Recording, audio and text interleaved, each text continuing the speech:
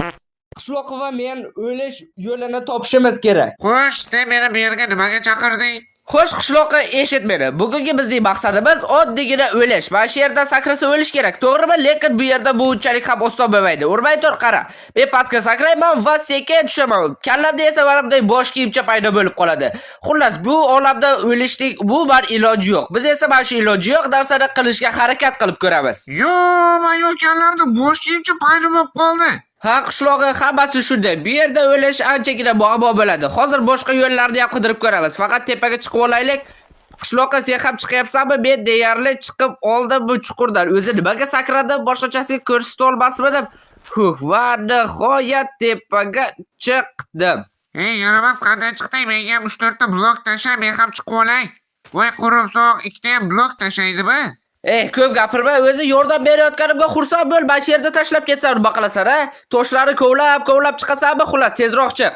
Minecraftda yana bitta o'ylashni usuli bor. Masalan, mana bu suvda cho'ksak bo'ladi. Negadir men pastga tusha olmayapman. Qo'limda nimadirlar paydo bo'lib qoldi. Ha, to'g'ri, menda ham paydo bo'lib qoldi. Menimcha buni ham yo'lini o'ylab qo'yishgan. Qanaqadir qo'limga bir balochalar berib qo'yapti. Xullas, bu bilan menimcha suvni tagiga cho'kib bo'lmasa kerak. Men ham kirib ko'raychi. Yo'q, tepaga itarib yuboryapti. Qani ozgina buni ham sindiray.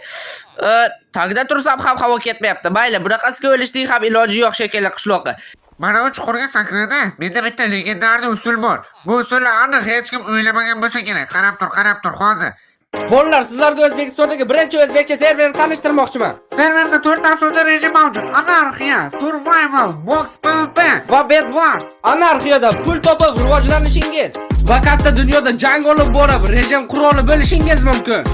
Survival esa aksincha. Bu yerda do'stlaringiz bilan vaqt o'tkazishingiz va o'z dunyoyingizni kashf qiling. Box PvP esa rivojlanish va ko'pchilik orasida ekstremal jangdir.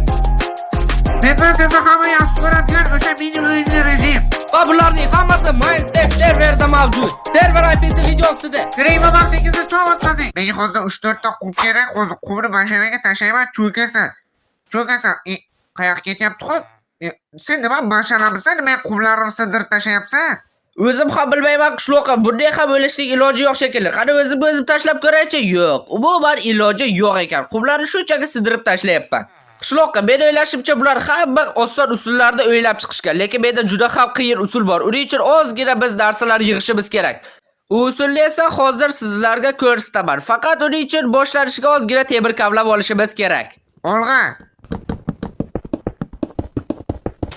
Pechkalarni yasaymiz va ichiga temirlarni solib chiqamiz. Endi bo'lsa temirlar tayyor bo'lishini kutish kerak. Umid qilamanki